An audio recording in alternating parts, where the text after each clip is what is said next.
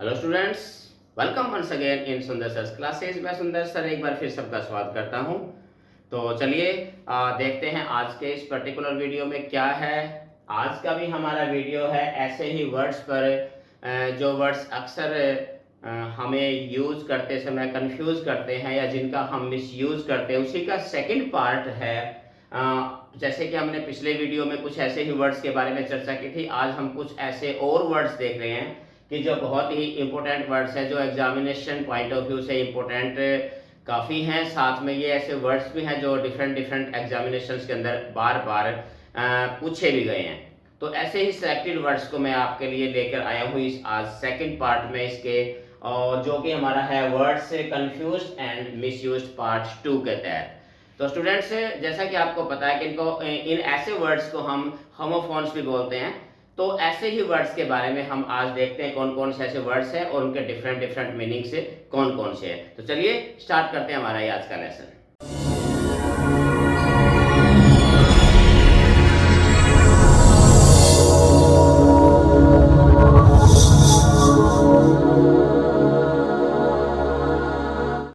तो स्टूडेंट, अगर हम पहले बात करें तो हमारे पास पहले तीन एक जैसे वर्ड आते हैं। देखिए, इनमें खास तौर से आपने थोड़ा सा ध्यान रखना चाहिए। पहला वर्ड हमारे पास होता है डिनाई, दूसरा डिक्लाइन, तीसरा था रिफ्यूज।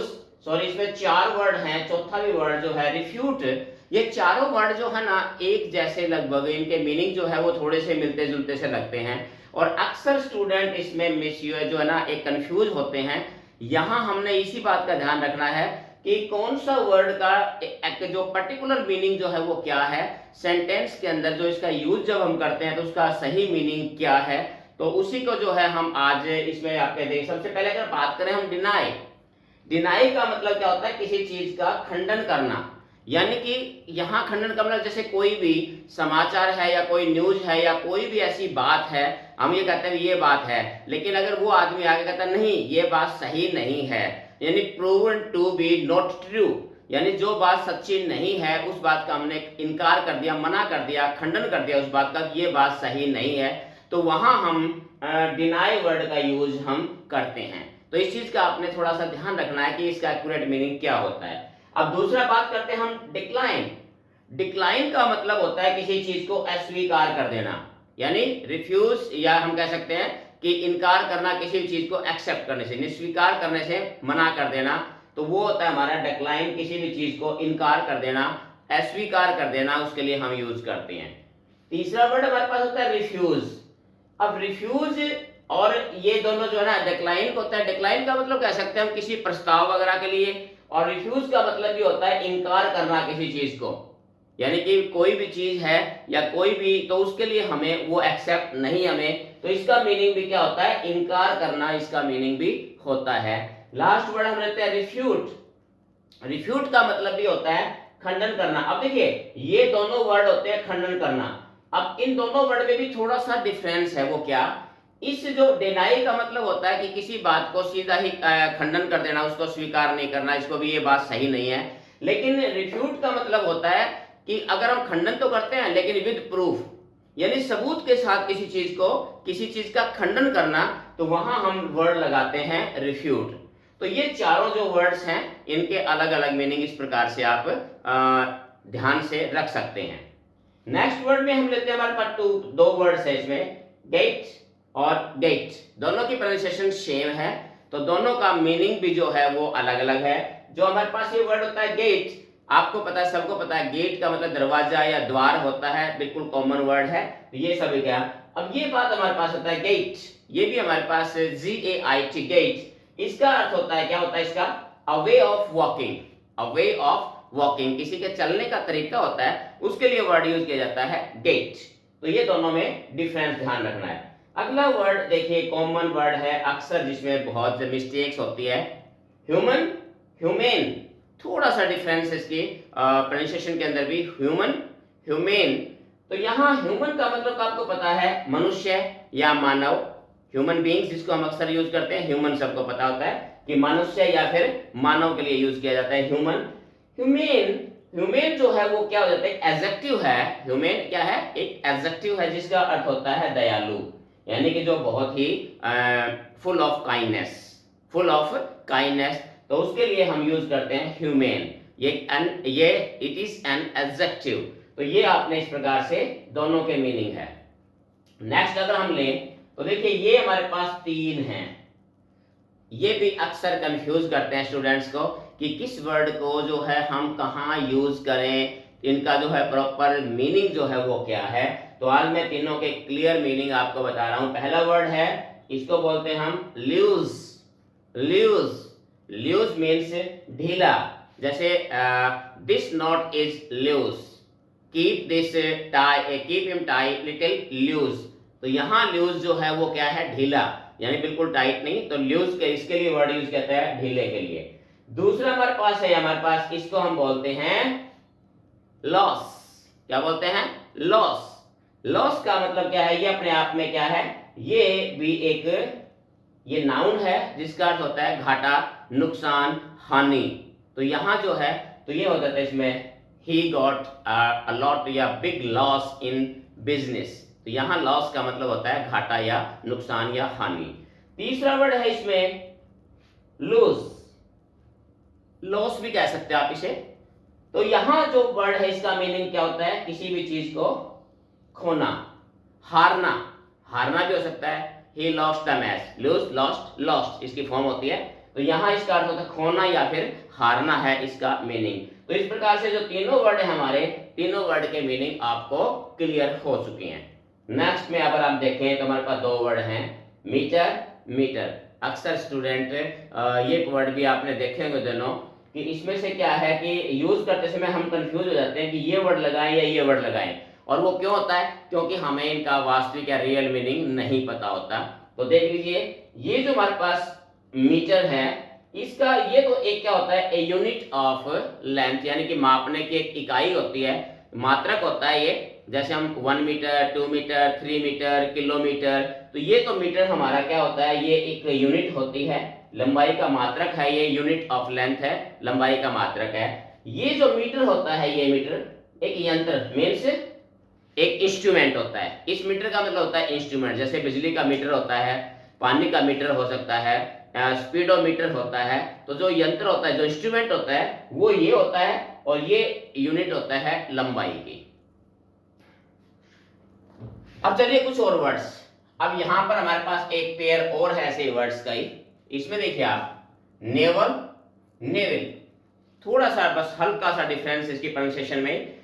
मतलब नेवल का मतलब होता है नौसेना से संबंधित। जैसे नेवी, नेवी से बना है ये हमारे पास, जो नौसेना होती है उससे संबंधित जो है नेवल स्टाफ, जिसको हम नेवी स्टाफ। तो यहाँ नेवल नौसेना से संबंधित जो भी चीज होती है उसके लिए हम ये वर्ड यूज करते हैं नेवल, यानी कि belongs to navy, belongs to navy. अब ये हमारे पास होता है नेवल। नेवल ये आपको पता है ये क्या है, it is a part of body, bodies part है। नेवल नाभि जो होती है शरीर के अंदर, तो उसके लिए यूज किया जाता है ये नेवल, नाभि। तो दोनों में अंतर आपने ध्यान रखना है। अब अगले बात करें हम, तो ये हमारे पास इसमें देखिए तीन का ये ग्रुप है। इसमें भी तीन वर्ड एक जैसे मिलते जुलते हैं। पहला वर्ड इसमें है पेन। पेन, पेन का मतलब सिंपल सी बात है, दर्द जो होता है sir, pain. He was in pain. तो पेन का मतलब यहाँ पर होता है दर्द। अब यहाँ पर ये भी है, इसकी प्रोनाउंसिएशन भी क्या है, पेन। ये भी क्या है, पेन ही है ये भी, जिसका अर्थ क्या होता है, खिड़की या दरवाजे का जो कांच होता है उसको हम बोलते हैं। खिड़की या दरवाजे या रोशनदान जो भी है, उसका जो कांच लगा होता है उसको हम बोलते हैं। जैसे विंडो पेन, विंडो पेन, या फिर हम डोर पेन। तो यहाँ हम जो है ये पेन होता है खिड़की या दरवाजे का कांच जो लगता है उसमें, उसके लिए यूज किया जाता है पेन, PANE। PAIN, पेन का मतलब होता है आपका दर्द। तीसरा एक और होता है पेन्स। यहां भी इसमें आपने ध्यान रखना है, अक्सर स्टूडेंट इसमें गलती करते हैं, पेन का ये प्लूरल मान लेते हैं पेन्स। तो पेन का कभी प्लूरल नहीं होता, ये ध्यान रखना है आपने। पेन्स का मतलब होता है प्रयास, एफर्ट्स। जैसे आपने एक कहावत प्रोवर्ब भी आपने सुनी होगी, no pains no gains, no pains no gains. तो यहाँ पेन्स का मतलब होता है प्रयास, एफर्ट्स। तो वो यूज करिए, वो हमारे पास ये पेन्स होता है, ये प्रयास या एफर्ट्स। नेक्स्ट देखिए हमारे पास दो का फिर एक पेयर है, पेडल, पेडल। बहुत ही कॉमन वर्ड है।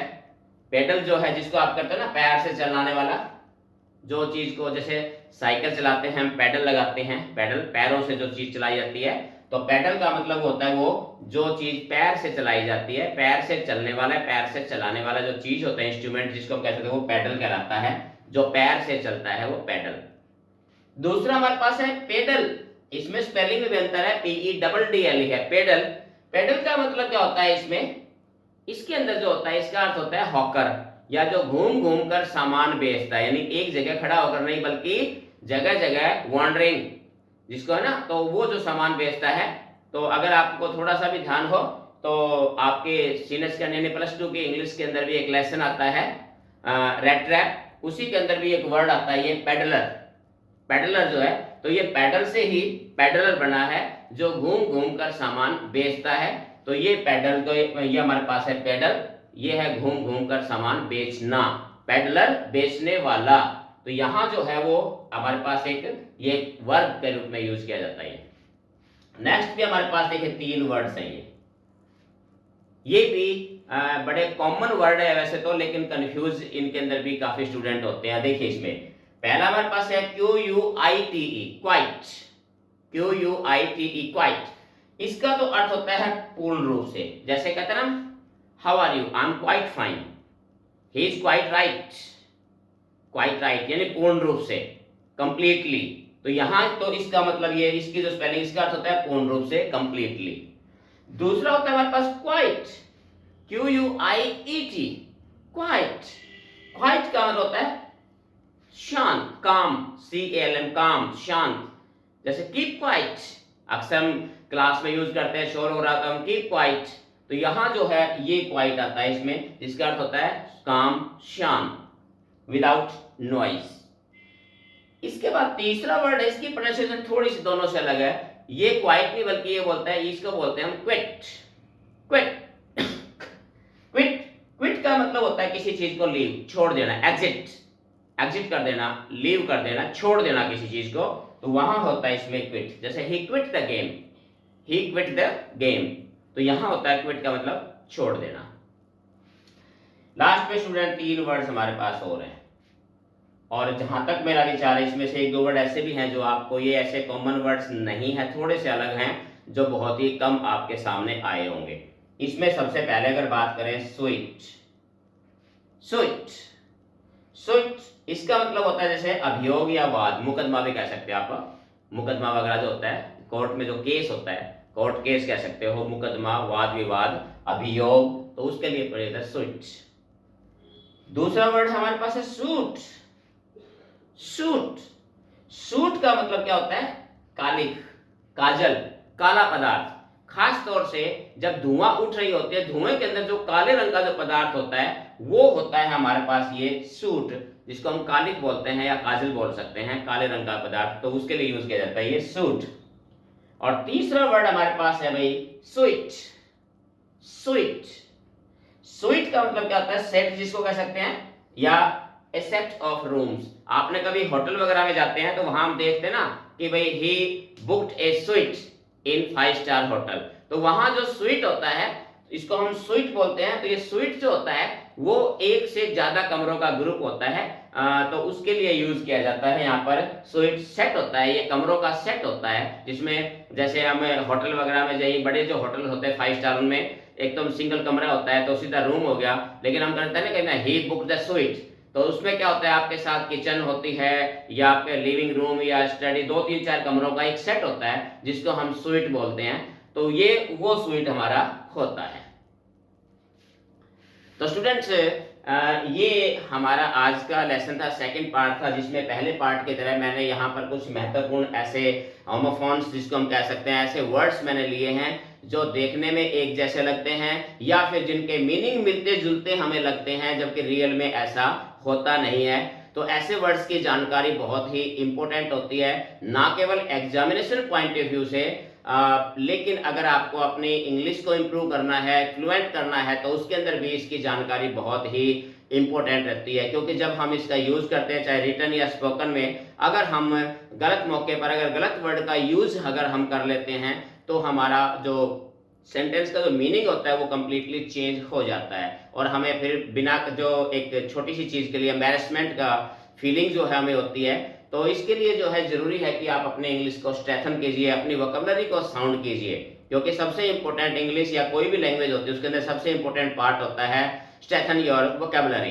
तो इसी के तहत जो है ये दोनों जो है आपकी वीडियोस थी, निश्चित तौर पर जो है आपकी वोकैबुलरी को साउंड करेगी, स्ट्रेंथन करेगी, अनरिच करेगी।